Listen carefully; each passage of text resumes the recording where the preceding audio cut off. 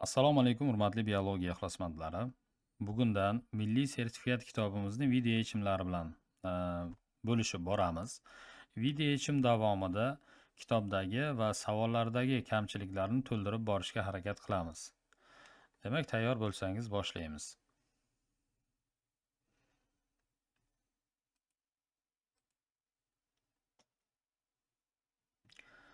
Birinchi savol. Quyidagi grafik asosida fotosintez jarayonining yorug'lik va qorong'ulik bosqichlarini juftlang deyapti. Demak, bir raqam izohlaydi yorug'lik bosqichini. Yorug'lik bosqichi uchun sarf bo'ladigan mahsulotni, ikki raqami esa aynan yorug'lik bosqichi natijasida hosil bo'ladigan mahsulotni izohlab keladi. 3 raqami qorong'ulik bosqichida sarflanadigan va 4 raqami qorong'ulik bosqichi natijasida hosil bo'ladigan mahsulotlarni ifodalaydi. Demak, yorug'lik bosqichi suvning fotolizi, fotofosforlanish va NADFHning hosil bo'lish jarayonlarini o'z ichiga oladi. Javoblardan ko'rinib turibdiki, aynan suvning fotolizi jarayoni bu yerda ifodalangan. Uning uchun 12 molekula suv sarf bo'ladi va uning hisobiga 6 molekula kislorod hosil bo'ladi. Demak, bir raqamida suv moddasi, ikki raqamida esa kislorod moddasi bo'lishi kerak. Keyingisi qorong'ulik bosqichi ifodalangan. Qorong'ulik bosqichi reaksiyalarida mana karbonat angidrid ishtirokida glyukoza hosil bo'ladi, uglevod sintezlanadi. Buning uchun 6 molekula karbonat angidriddan 1 molekula glyukoza sintezlanadi. Demak, javoblardan ko'rinib turibdiki, to'g'ri javob sifatida D ni olsak bo'ladi.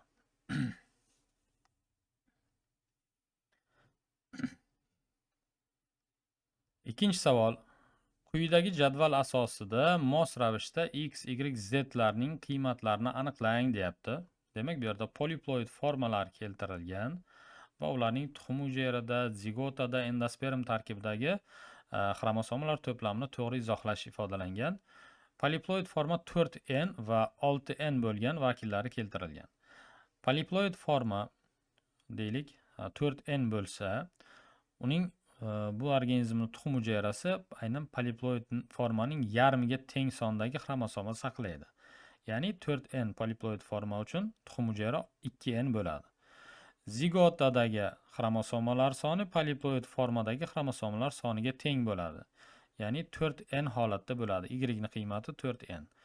Endosperm aynan deylik poliploid forma 4n bo'ladigan bo'lsa, undan 1,5 barobar ko'p bo'ladi. Shuning uchun endospermda ko'paytirish 1,5 qo'yilgan.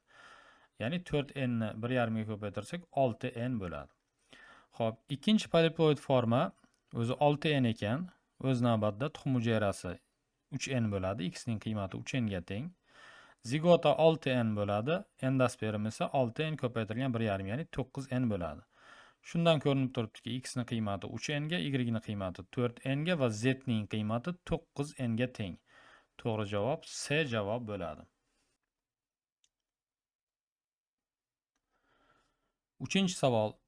Plazmatik membranasi orqali oqsillar, polisaxaridlar va qattiq zarrachalarning o'tishiga to'sqinlik qiladigan organizmlar guruhini aniqlang deyapti. Demak, bu yerda fagotsitoz hodisasi nazarda tutilgan. Fagotsitoz hodisasi hayvonot olamida keng tarqalgan. O'simliklar, bakteriyalar va ko'katchi suvo'tlar fagotsitoz hodisasiga keskin qarshilik qiladi. Shuning uchun ham biz to'g'ri javoblar tarkibidan aynan to'sqinlik qiladigan organizmlar uchun biz hayvonlarni chiqarib yuboramiz va o'simlik, bakteriya, ko'katchi suvo'tlarni olamiz. To'g'ri javob C javob bo'ladi. 4-chi savol. Neyrula bosqichida Lancetnikda kuzatiladigan belgilarni aniqlang deyapti. Demak, neyrula bosqichi o'zi qanday bosqich? 9-sinf 118-betda berilgan.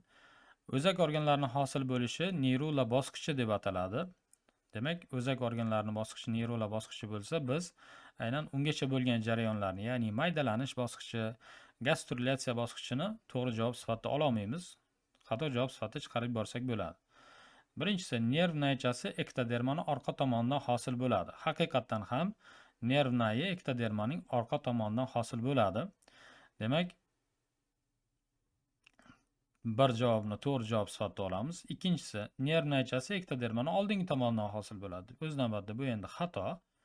Uchinchisi, boshlang'ich teri epitelisi ektodermaning yon tomonidan hosil bo'ladi. Demak, qolgan qismidan degani uchun, ektodermaning qolgan qismidan boshlang'ich teri epitelisi paydo bo'ladi degani uchun biz buni to'g'ri javob sifatida qabul qilsak bo'ladi.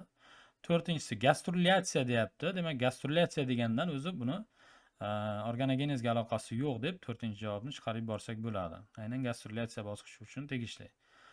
Xorda beshinchisi, xorda endodermaning yelka qismidan hosil bo'ladi. Demak, to'g'ri. Xorda endodermaning yelka qismidan vujudga keladi. Mana 5 ni to'g'ri javob sifatida olamiz. 6. Blastomerlar soni 128 ta bo'lganda meridional va ekvatorial bo'linish nisbati mos ravishda 4:3. To'g'ri, meridional va ekvatorial bo'linish nisbati 4:3 bo'ladi. Lekin bu yerda maydalanish bosqichi haqida ketyapti jarayon. Neyrola bosqichiga aloqasi bo'lmagani uchun to'g'ri javob sifatida ololmaymiz. To'g'ri javob B javob bo'ladi. Keyingi 5-savol. Euler-Venn diagrammasiga asoslanib quyidagilarni juftlang deyapti. Bizga orangutan hamda o'rgimchak maymun uchun, demak, xususiyatlar berilgan. Dumi bilan daraxt shoxiga osiladi. Bu o'rgimchak maymunga tegishli. Dumlari uzun bo'ladi. Xo'p, bosh barmog'i boshqa barmoqlarga qarama-qarshi joylashgan. Bu primatlar turkumi uchun tegishli. Umumiy ikkalasiga ham tegishli bo'ladi. Buyumlarga ikkala ko'zi bilan qaraydi. Bu ham umumiy turkum uchun tegishli, ikkalasiga ham tegishli bo'ladi. Mayda cho'plar bilan tishlarini tozalaydi. Orangutanga tegishli. Barmoqlarida yassi tirnoqlari bo'ladi. Demak, bu umumiy turkum uchun tegishli uchun demak umumiy xususiyat sifatida olinadi. Burun kataklari keng burunli maymunlar, ya'ni o'rgimchak maymunga tegishli. Dumi yo'q. Demak, bu orangutanga tegishli bo'ladi. Yuzida juni yo'q. Bu umumiy xususiyat bo'ladi. Demak, to'g'ri javob D javob bo'ladi. Keyingi savol. 6-savol. Hodisalarga mos keluvchi misollarni aniqlang. 2 nuqtali tugmacha qo'ng'izning qoramtir va qizg'ish formalarining paydo bo'lishi. Demak, bu yerda turdan kichik birlik ifodalanyapti. Shu uchun mikroevolyutsiyaga misol bo'ladi. Yassi chuvalchanglardan halqali chuvalchanglarning paydo bo'lishi turdan yuqori birlik. Demak, shuning uchun ham bu yerda makroevolyutsiya bo'ladi. Alfa va beta gemoglobin zanjirlarining hosil bo'lishi. Demak, bitta umumiy zanjirdan alfa va beta alohida hosil bo'lgani uchun divergensiya deyiladi. Demak, to'g'ri javob bu yerda A bo'ladi. 7-savol. Quyida oqsil sintezida ishtirok etadigan tRNK antikodonlari va ular olib yuradigan aminokislotalarning turlari keltirilgan. Demak, X uchun, Y uchun, Z va K uchun oqsil molekulasidagi aminokislotalar ketma-ketligi quyidagicha Y, K, Z, X bo'lsa, shu izchillikka javobgar DNK zanjiri qaysi javobda to'g'ri ifodalangan deyapti. Demak, biz yozib olamiz. X uchun demak, sitozin, uratsil, adenin juftligi keltirilgan. Bu albatta tRNKdagi nukleotlar izchilligi. Bunga mos keladigan informatsion RNKda guanin, adenin, uratsil tripleti bo'ladi. Xo'p, demak, antikodonga mos keladigan kodon. Xo'p, Y antikodoniga mos keladigan RNKdagi kodon adenin, uratsil, guanin bo'ladi.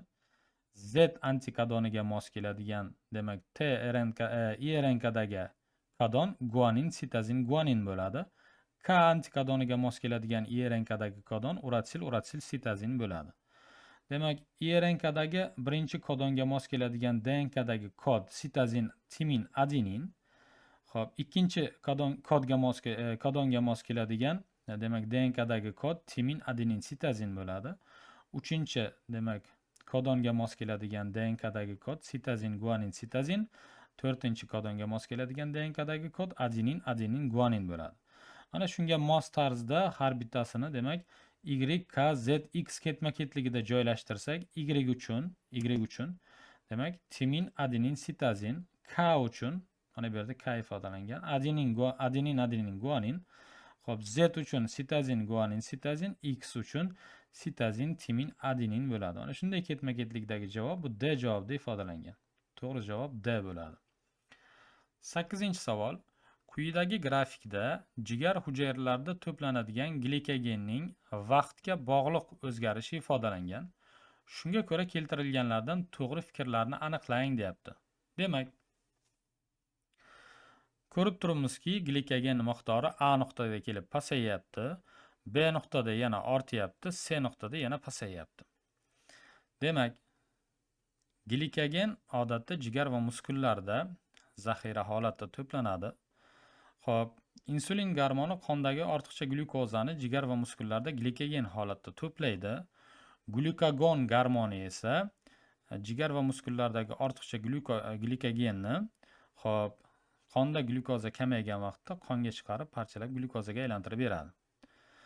Demak, bir raqami e'tibor beramiz. Kichik a uchun qonda glyukagon miqdori ortganda deyapti.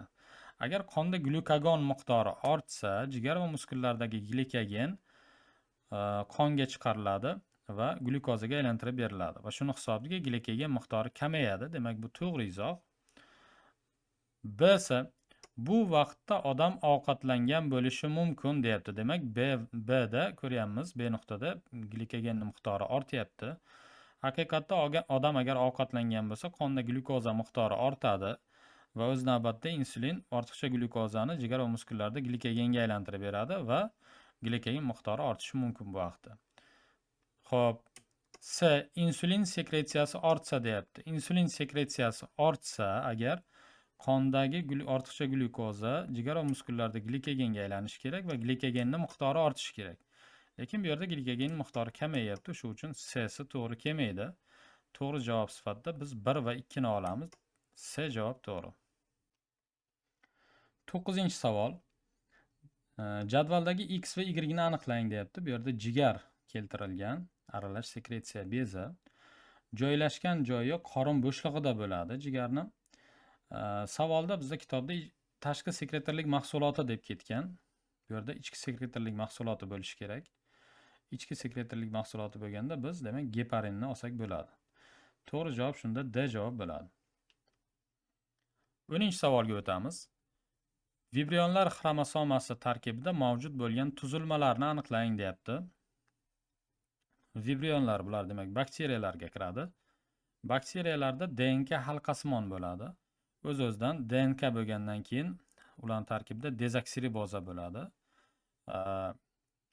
Dezoksiriboza bo'lgandan keyin biz to'g'ri javoblar tarkibidan albatta riboza va uratsil chiqarib yuboramiz. Shu uchun 2 va 5 chiqib ketadi. To'g'ri javob C javob bo'ladi.